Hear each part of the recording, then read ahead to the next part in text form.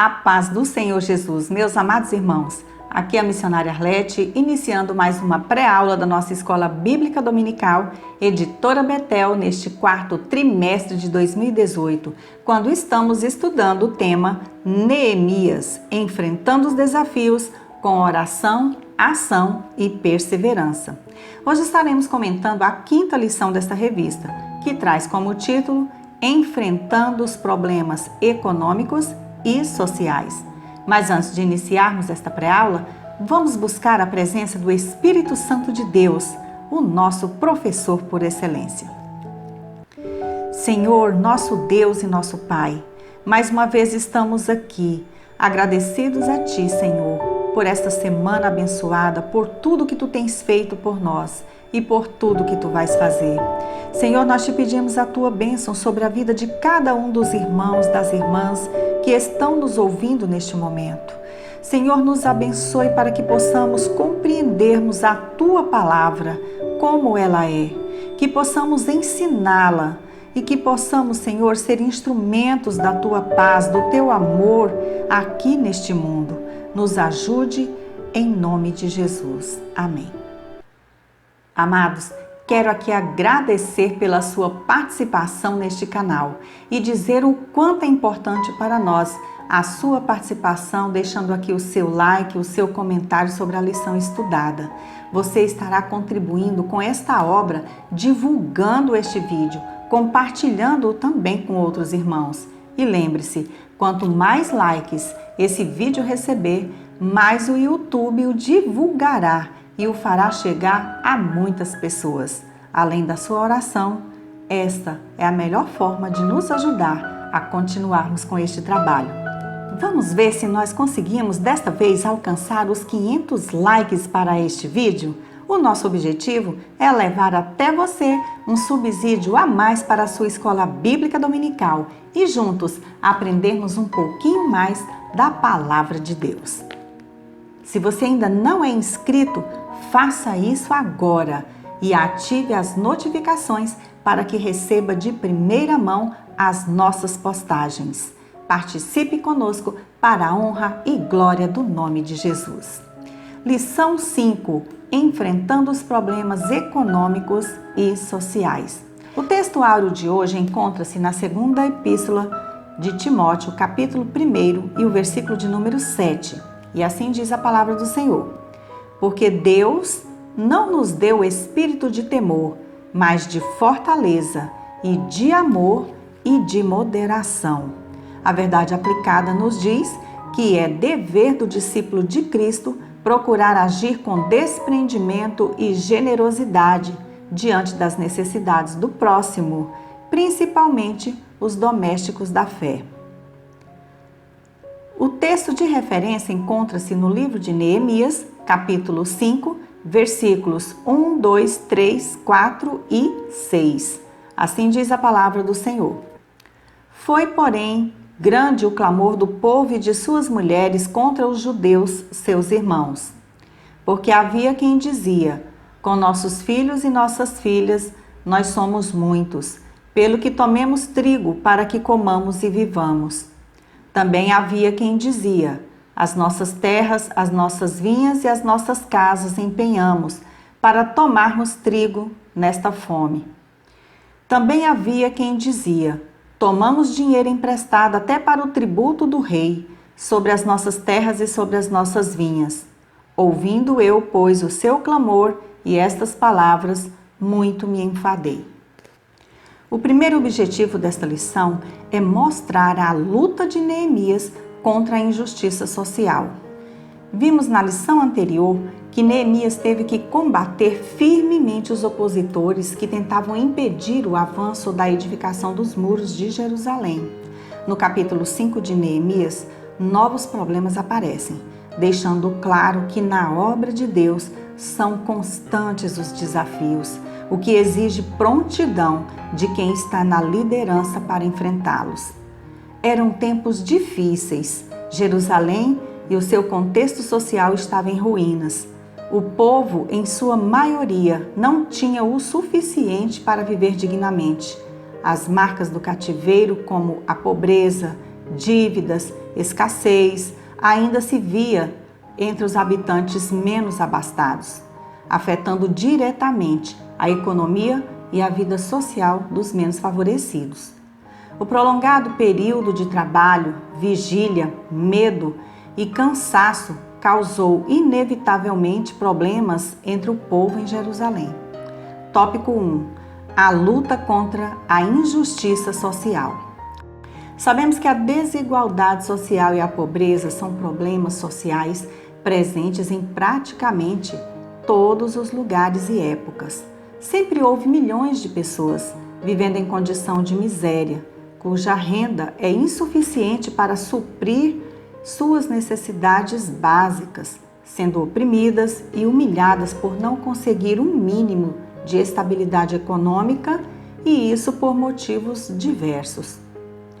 Essa situação gera injustiça social, onde alguns direitos garantidos a todos são negados aos menos favorecidos, que passam então a ser injustiçados pela classe dominante. Em todo o tempo, a palavra de Deus condena aqueles que manipulam a economia para satisfazer os próprios interesses egoístas. Observe que no livro de Neemias, capítulo 5, surge uma situação complicada, que requer as qualidades de um especialista socioemocional, alguém que mantenha a harmonia e a moral do grupo e, ao mesmo tempo, ajude a diminuir a tensão causada por certas condições de trabalho. O comentarista diz neste subtópico que o Senhor tinha mais que uma obra física para fazer. A reforma não se restringia unicamente às muralhas, mirava também o coração do povo. Uma das tensões que estava se tornando insuportável era a que existia entre os ricos, que procuravam tirar vantagens em tudo, e os pobres, que eram explorados e oprimidos por eles. Ao tomar conhecimento de toda a situação, Neemias percebeu que, além da reforma externa, era necessário um verdadeiro conserto no coração de todo o povo. Era preciso que todos ali vissem as pessoas como pessoas, que precisavam de dignidade e valorização. Era necessário uma mudança na mente e no coração daqueles nobres, e isso foi logo percebido por Neemias, que entendeu a necessidade de promover também uma reforma econômica e social. Subtópico 1.1. Descobrindo o cerne do problema. O projeto de construção quase parou por causa da desunião e desavença entre os próprios judeus. Alguns dos pobres tinham pedido emprestado dinheiro para a compra de comida e pagamento de impostos que eram altíssimos. A esse respeito, lemos no comentário da Bíblia de Estudo Arqueológico de Neemias 5:4 que estima-se que o rei persa coletava o equivalente a 100 milhões de dólares por ano em impostos. Muito pouco retornava em benefícios para as províncias, pois a maior parte era derretida e armazenada em forma de barras. Aproveitando essa circunstância, alguns dos ricos emprestavam dinheiro e tentavam cobrar as hipotecas para ganharem terras e escravos como pagamento. Foram muitas as queixas feitas a Neemias e o povo já não queria prosseguir com a obra por causa das dificuldades financeiras. Lemos em Neemias capítulo 5 e o versículo 7 na Nova Versão Internacional. Fiz uma avaliação de tudo e então repreendi os nobres e os oficiais, dizendo-lhes: vocês estão cobrando juros dos seus compatriotas. Por isso convoquei uma grande reunião contra eles. O escritor judeu Flávio Joséfo, no livro Antiguidades Judaicas, explica a proibição da usura. Abre aspas. Não se permite emprestar com juros, comidas ou bebidas a qualquer hebreu, porque não é justo tirar lucro do infortúnio de um compatriota. Pelo contrário, ao consolá-lo na aflição, você deve contar como lucro a gratidão dessas pessoas e a recompensa que Deus tem reservado por um ato de generosidade. Fecha aspas. Muitos desses nobres tinham sido abençoados com heranças da primeira leva dos cativos, que receberam bens materiais ao deixarem a Babilônia de volta para Jerusalém. Eram pessoas ingratas, preocupadas apenas com seu bem-estar, insensíveis ao sofrimento do seu próximo e sem iniciativa para contribuir de alguma forma com um pouco do muito que Deus lhes dera e assim amenizar o sofrimento do próximo. Na primeira epístola de Timóteo, capítulo 6, versículo 10, Nova Versão Internacional, lemos: pois o amor ao dinheiro é a raiz de todos os males. Algumas pessoas, por cobiçarem o dinheiro, desviaram-se da fé e se atormentaram com muitos sofrimentos.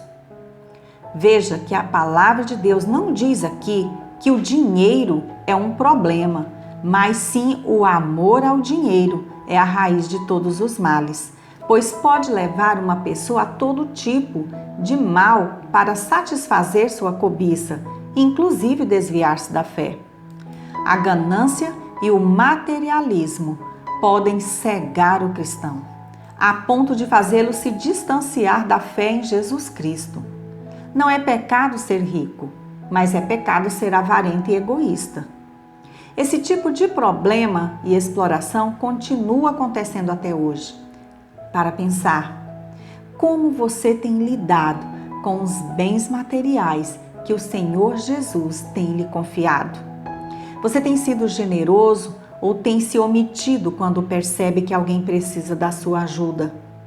Os seus sonhos de consumo têm sido moderados de acordo com suas necessidades reais ou percebe que os bens que deseja são apenas fruto da cobiça, ostentação e caprichos?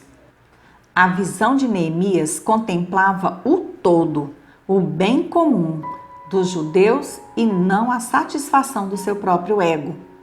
Subtópico 1.2: Combatendo os aproveitadores.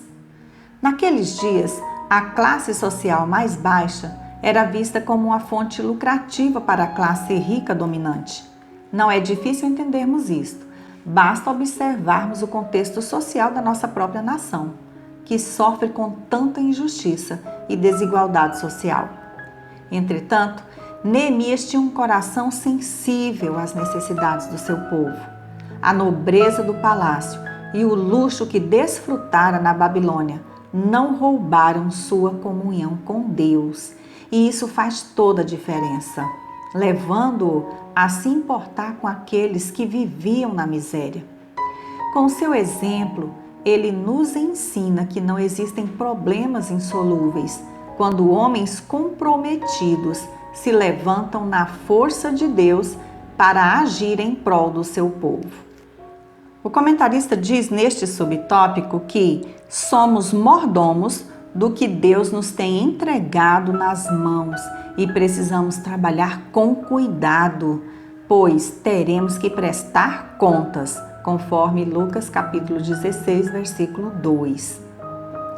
No contexto bíblico, a palavra mordomia fala da consciência que o crente deve ter de que tudo o que possui vem de Deus, sendo ele apenas um administrador, que deve cuidar de tudo com fidelidade, pois a qualquer momento seremos chamados a prestar contas do que nos foi confiado diante de Deus. E isso inclui na forma como tratamos os necessitados, a família, os irmãos em Cristo e o próximo de um modo geral. Subtópico 1.3: O antídoto para a ganância sem fim. Existiam naquela época 3 grupos de queixosos que procuraram Neemias com um grande clamor contra os irmãos judeus. O primeiro grupo possuía famílias grandes e não dispunha de comida suficiente, Neemias 5.2. O segundo grupo tinha altas hipotecas a pagar e não poderia comprar alimento, Neemias 5.3. O terceiro grupo precisava pagar altos impostos e foi forçado a tomar dinheiro emprestado para isso e até mesmo a terem seus filhos escravizados por causa das dívidas. A fome, a carência, os impostos e o dinheiro apesar de serem resultados imediatos das circunstâncias pós-cativeiro, não eram a raiz do problema. Quando lemos o povo, no versículo 1 do capítulo 5, refere-se aos pobres. Os irmãos judeus refere-se aos nobres, às pessoas com melhores condições econômicas. Na verdade, o povo clamava pelo seu sustento e de suas famílias, e não se queixava só da pobreza, mas da forma como eram tratados pelos seus compatriotas mais abastados, o que provocava uma luta de classes sociais, quando deveriam estar unidos para se fortalecerem novamente como nação. Ao saber disso, Neemias ficou profundamente indignado e, como sempre, se posicionou para resolver a questão da pobreza e da opressão de maneira definitiva, mesmo que para isso tivesse que contrariar os interesses dos mais poderosos. Em Neemias, capítulo 5, versículos 6 ao 11, ele confrontou os culpados, repreendendo-os separadamente e confrontando-os também em público com as acusações feitas pelo povo. Ele reuniu uma assembleia e primeiramente repreendeu publicamente os credores, repugnando sua atitude e lhes envergonhando. Deu seu próprio exemplo como governador da província, abrindo mão de inúmeros direitos, visando o bem comum para que o povo não sofresse opressão financeira. Por fim, ele estabelece as novas regras de financiamento e determina a devolução dos bens, dos filhos e dos juros pagos pelo povo. Neemias desafiou os líderes a restituir o que eles tinham tomado com juros, exortou-os a reparar os danos e a firmarem um compromisso perante o Senhor. A lei tinha sido violada e eles não poderiam esperar a bênção de Deus enquanto continuassem na desobediência. Conforme Deuteronômio, capítulo 23, o versículo 20, que diz: "Mas vocês poderão cobrar juros do estrangeiro, mas não do seu irmão israelita, para que o Senhor, o seu Deus, os abençoe em tudo o que vocês fizerem na terra em que estão entrando para dela tomar posse." O segundo objetivo desta lição é apresentar as características de um líder excelente. Tópico 2. Características de um líder excelente. Um bom líder entende que o coletivo precisa ser sua prioridade em sua liderança, e isso demanda, entre outras coisas, ter empatia, amor ao próximo, capacidade de influenciar pessoas, firmeza e autoridade, sem contudo ser autoritário, relacionar-se com diversos tipos de pessoas, ser pacificador e bom administrador. Além das características já mencionadas, vejamos outras detectadas em Neemias. Subtópico 2.1. Ver as pessoas como pessoas. O grande empenho de um bom líder é trabalhar para alcançar resultados através de sua equipe de liderados, o que exige unidade, Salmo 133, e um bom relacionamento interpessoal. Como líder, Neemias tinha a excelente característica de ver as pessoas como indivíduos que têm valor, não subestimando a capacidade de cada liderado. Ele conseguia promover a unidade coletiva, que levava à cooperação mútua durante os trabalhos. Esse modelo de liderança é muito almejado hoje em dia, onde empresas, igrejas e famílias precisam deixar de ver seus integrantes como números e passar a ter uma visão mais humanizada e solidária. Isso evita a divisão, o desvio de conduta, enfraquecimento, desânimo e frieza entre as pessoas envolvidas na execução de qualquer atividade. Como cristãos, precisamos dar mais atenção às pessoas à nossa volta. Precisamos deixar de lado os relacionamentos virtuais e passar a dar mais atenção a quem está ao nosso lado, olhar nos olhos, conversar, desenvolver a empatia e nos ajudar mutuamente para reedificarmos os relacionamentos nas diversas áreas da vida. Subtópico 2.2 Saber ouvir. Conforme lemos em Neemias, capítulo 5, versículos de 1 a 5, percebemos que ele foi extremamente ético e prudente ao ouvir as queixas do povo, analisar toda a situação para então falar com os opressores. Muitos cristãos têm se envolvido em situações embaraçosas por não ter a paciência necessária para ouvir o outro antes de falar alguma coisa ou tomar uma atitude. Lemos na Epístola de Tiago, capítulo 1, versículo 19, na Nova Versão Internacional. Meus amados irmãos, tenham isto em mente, sejam todos prontos para ouvir, tardios para falar e tardios para irar-se. Equivocadamente, muitos pensam que a pessoa sábia é aquela que tem a resposta na ponta da língua, ou seja, que sempre tem algo para falar. No entanto, saber ouvir é uma qualidade cada vez mais rara no mundo atual. No versículo lido, Tiago introduz o seu ensino sobre o ouvir e o falar. E destacamos a expressão tenham isto em mente. Com essa expressão, ele demonstra a sua preocupação pastoral com os seus leitores. Outro termo no versículo 19 chama-nos a atenção. Pronto. No grego, a palavra pronto significa rápido, ligeiro e veloz e mostra a necessidade de presteza, de disposição para ouvir o outro. Quem ouve com atenção adquire a rara capacidade de analisar antes de opinar acerca de qualquer assunto. É justamente por isso que a carta de Tiago exorta-nos a ser tardios para falar. Verso 19. Uma palavra dita sem pensar, fora de tempo, sem conhecimento dos fatos, pode provocar verdadeiras tragédias. Quem nunca se arrependeu de ter falado antes de pensar? Nunca devemos ser apressados em responder uma afronta ou comentar sobre qualquer assunto antes de analisar o possível efeito das nossas palavras. Por isso, é tão importante termos vigilância e exercermos o domínio próprio para direcionarmos corretamente as nossas palavras em qualquer situação. Aprendemos aqui uma grande lição. Após ouvir a reclamação do povo, antes de repreender os nobres, Neemias considerou consigo mesmo que dizer, quando e como. Subtópico 2.3 Ir até a raiz do problema.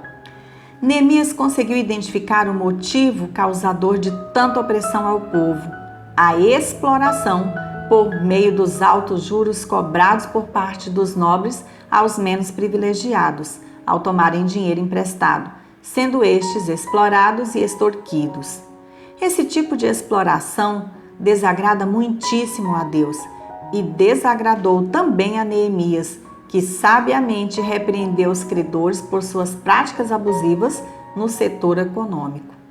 Estes, por sua vez, arrependeram-se e desistiram de cobrar lucros e o pagamento imediato de empréstimos.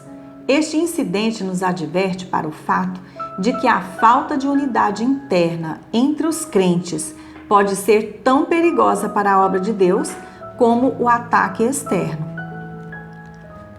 O terceiro objetivo desta lição é enfatizar as considerações sobre o querer de Deus. Tópico 3 da nossa revista. Considerações sobre o querer de Deus.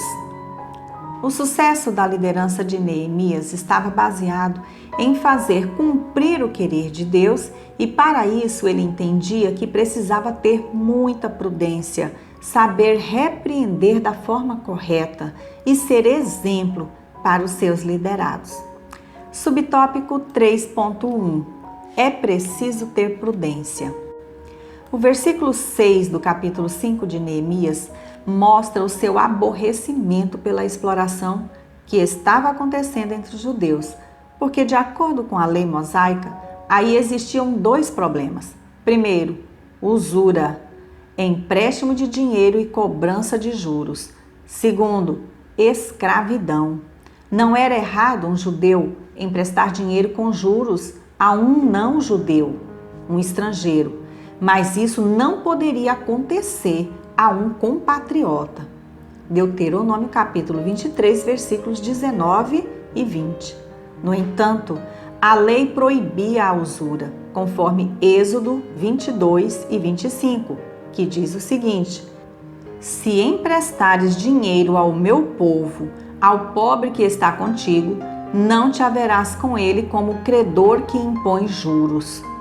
Veja como era especial a preocupação de Deus com os pobres de Israel.